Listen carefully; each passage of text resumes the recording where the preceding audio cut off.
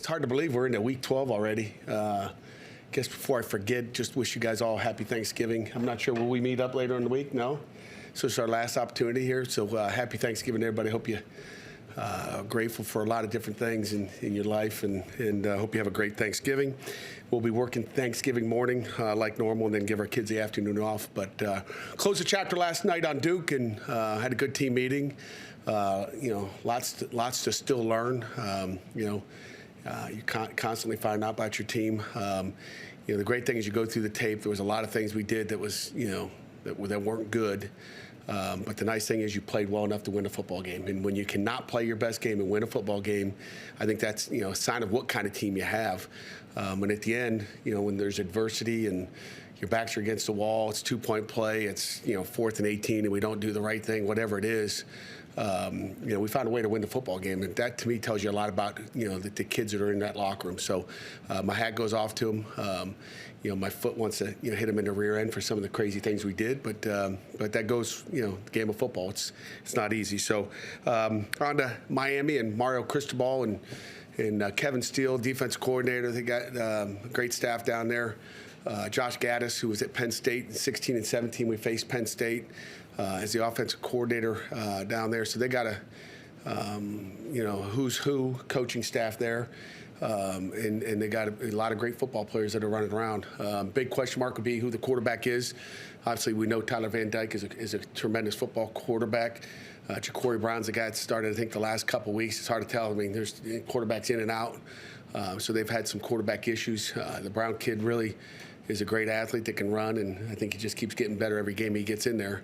The one interesting thing this week is he's not leading the team in rushing because he hasn't played enough games. Otherwise, he probably would, but he hadn't been in enough games to be that guy yet. But he shows streaks of being able to really, get up and go. So, questions? You guys gave up a lot of big plays this week. You talked about your frustration after the game, but we gave up a lot of big plays. We gave up 3. Okay, which I apologize. It's okay. I apologize. Not a lot of big plays. We had 9 and gave up 3, but those 3 should have gave up 0. So go ahead. Just saying, those are big touchdowns. Last year, there was a similar problem with Miami. What were you guys able to kind of look back and say, hey, could you isolate things? You say, if we do these things better, those type of explosives won't happen as much. You know what, Miami's, Tyler Van Dyke, the guy that's, that we got to know where he is at all times is the Mallory kid. He's a good football player, great blocker. He'll get his arms out there and hug you up on the edge, and he's strong. So we got to keep an eye on him. But the 3 plays we gave up last week is just, communication and, just communication, and we should not have given those up. That's what really, distributed. Could have had 100 yards total offense, really, if we play like we should. And, those are the ones that's like we just said, here you go. But Miami's explosive. I mean, their tailbacks are explosive. I mean, they got the Henry Parrish kid that was committed to us a while ago at tailback, and the Knighton kid who's a football player as well. So they got good players and good skill. And if we can hold them to 3 explosives, it'll be a great day. Since you've been at Pitt, before we beat Miami once, and you haven't been able to beat them at their place, what makes playing this team, especially down there, so difficult? I don't know. I mean, it's, I don't. It's like anything. I don't think it has to be with who and where. I think it comes down to how we play, how we execute. We got to go down there focused, locked in. And again, I don't care if we play in Pittsburgh in 1-degree weather or down there in 70-degree weather.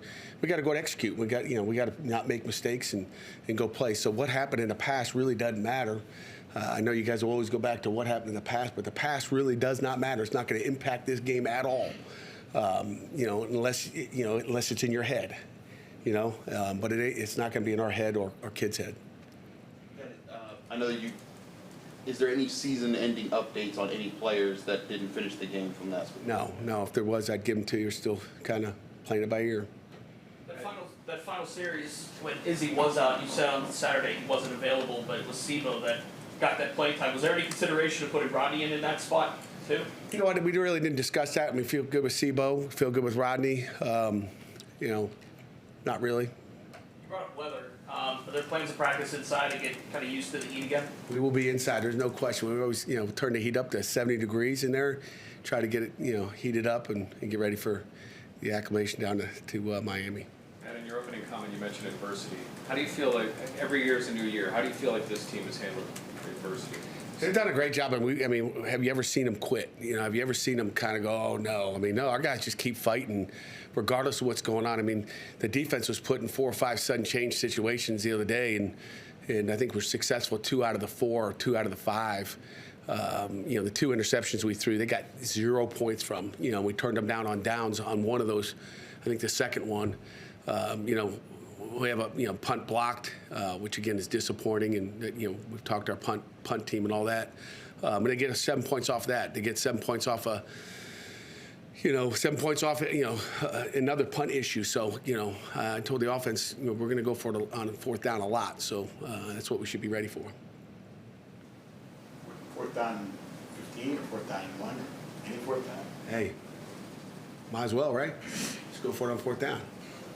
We're going to have it right there. Just get it right there, at least have a chance to get 1st down. I think we had a 4th and 18 or 3rd and 18 the other day. We completed it and did a nice job. So just throw it or run it. In your experience, maybe not this year's team, but is the last game of the season when you don't really have anything at stake a problem with the holiday also in there? Is that a problem? Focus problem? I don't think it's a focus problem at all. It ain't a focus problem for me. We're doing the same Monday, that we normally do. Our kids will act like their same Monday, except they don't get to go to class this week, so they're excited about that. I think there'll be some excitement that they get to play football. They feel like they're in the NFL or something. There's no classes, and they get to play football. But Jerry, you only get 12 opportunities guaranteed, okay? We've earned an opportunity to have another one, but that doesn't matter to me. It's like it's a pride factor. It's about wins. It's about who you are, and I don't see any of that. It shouldn't be a letdown. I mean, we get to go play. You either go out there and play well, or you go embarrass yourself. And I'm not one for embarrassing myself. What have you seen from your guys, the character and standing up in that way? You guys coming out of the Coastal race a while back, and now you're putting together a win streak in November to finish strong, and you have a shot at 8 wins and 9 wins if you win this weekend and go into the bowl weeks. What's the question, Chris? Just like, what does it say about your guys' character to stay focused in for that to make that happen? Again, just to Jerry's point, like, is there going to be a letdown because what are we playing for? We're playing for a bowl game. You're playing for pride, and I don't think anybody wants to go out there and slop around. So it tells you a lot about our character. I think we talked about it last Thursday, just about who we are as a football team, and any team I'm in charge of, we're going to continue to go, and it starts with the coaches working like they normally do, and being ready to roll on game day. Is the line maybe playing better with your center guard situation like you had at the beginning of the season? I don't know. I can't say that. I mean, we had some mistakes in there as well this week, especially on pass protection a couple times. Even on that, we got a 3rd down and 4. Okay, we have 2 runs for 3 yards, which 3 yards is a bad run for Sebo.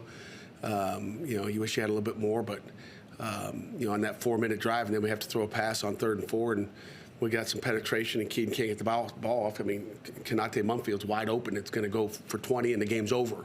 We aren't having the excitement that we gave you guys, and you guys can thank me later about the excitement we provided for you at the end of that game. But,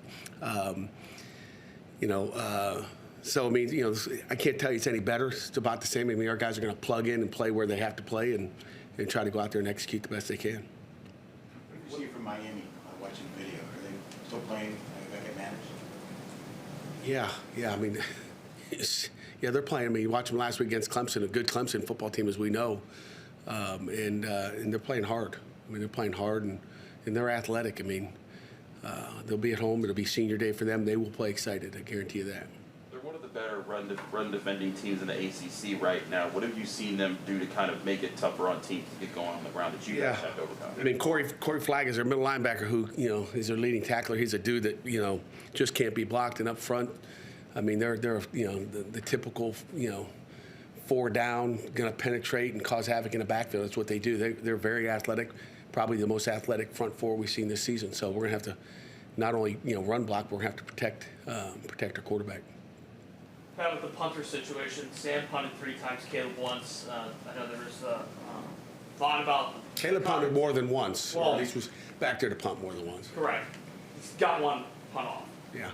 Is there anybody separating themselves in this entire deal, or is it a week-to-week basis still? It's a week-to-week basis, and again, Sam is our sky punt guy, and did a nice job there. Wish he'd have got it inside the 10 and not at the 15 or 14 or 13, but maybe we're a little too far out for him.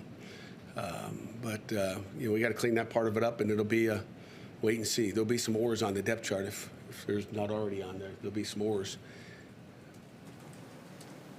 Next week, intense recruiting week for you guys after the game? Great question. No, it's not. Okay, the NCAA came up with a new rule. We're not allowed to go on the road next week. So yeah, it's new this year. So it took a week away from us. So you give everybody a week off? Yeah, sure. We're going to Hawaii.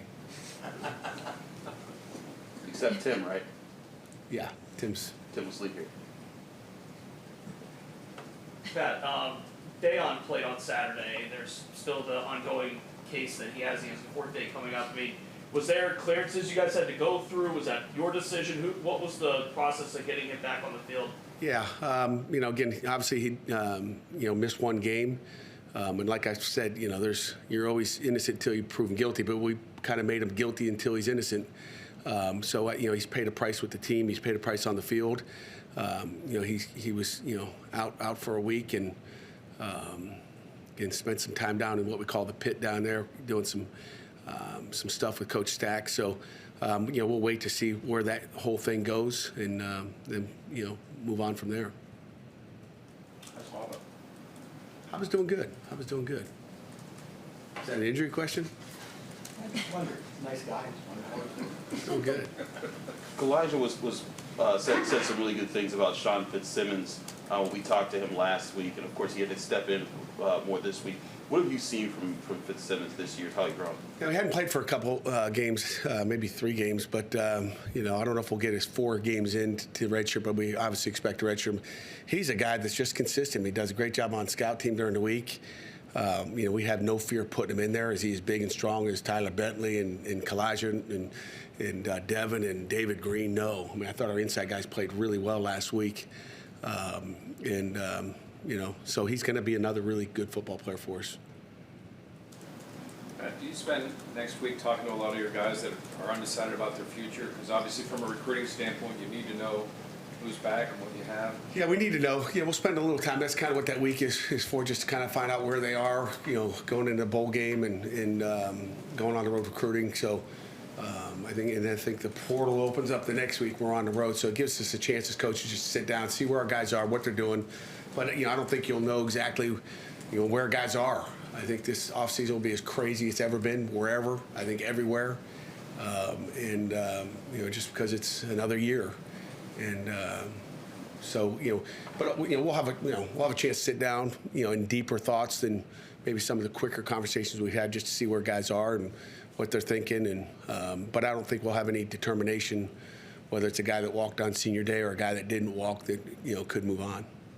Because I think there's different things that need to go on before it's not like a quick decision. I want our kids to take their time.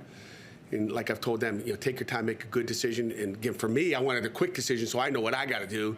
But it's not about me; it's about them and making a sound, good decision on what's best for them. And it's not about me or Pitt football right now; it's about them.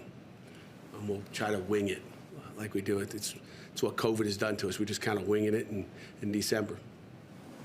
Does that make the exit interview process tough, just to kind of gauge where guys are at? But when it's bowl season, a lot of people sit out bowl season if they're thinking about going to the NFL. How does that change the tone of how you guys have to handle the process? And it's hard. I mean, it's it's different because you don't know. I mean, COVID is still affecting us, and this extra year. Usually, who's your senior, and and then you might have to worry about an underclassman might leave early. That's it. Maybe 2 or 3 of those max, and now you don't know. And guys have options. So we'll just wait and see how they feel. You've had more time also to look back. What did you feel about Keaton this weekend? You had time to more look at things and see how he did. There were some passes where he even talked about above means running through a route when he expected him to look for it. How have you seen him adapt as the year's gone on now? I think it's like Coach Signetti always says, it's the ultimate team game. It takes more than one guy. He always uses that phrase, and it's, whether it's the wrong route or him making a bad decision when he's throwing back across his body and throwing some balls he shouldn't, or a corner falling off into a route that we didn't expect to. I mean, some of those things happen at the quarterback position. He's got a hard job back there, but I think he's adjusted well, and I think he's done a nice job for us. He's given us a chance to win. He's on a 3-game win streak, and you don't do that with crappy quarterback play. I can guarantee you that. There's a lot that goes into it, and he's made some nice throws. I mean, when you look at his throws that he's made, everybody wants to look at the negative. You got to look at the positive too, and he's thrown some darts. Coach John Morgan, he had a really strong start to the season, and then had a bit of a lull in the middle, and he has really picked it up over the last couple of weeks. What have you noticed maybe just in his preparation and the way he practices, anything that maybe he's done differently and routine-wise that he can, get himself back on track? Yeah, I think Coach Partridge got a size 10 shoe. I think, that's part of it. Coach Partridge has been after him just to, take care of the details and not worry about getting sacks and this and that and making splash plays. Just do your job and good things will happen, and maybe that's part of it. Pat, you set out this year to improve the run game, and more likely than not, you're going to have the ACC's leading rusher in Izzy. Feeling of pride, how do you feel about how the offense kind of accomplished that goal? We kind of felt like we'd be able to run the ball going into the season, Jeff, and we obviously did. A year ago we thought we'd be able to throw the football, and we did. It all comes down to wins. I mean, the stats are great, and but like the only stat anybody really cares about is how many wins are in that win column. So whatever we got to do to get to that win is what's important. It's not about sacks or yards rushing or throwing or completion percentage. It's about winning. And win, clean, win ugly, doesn't matter. Just win, find a way to win. And that's what really matters. Doesn't matter about the run game.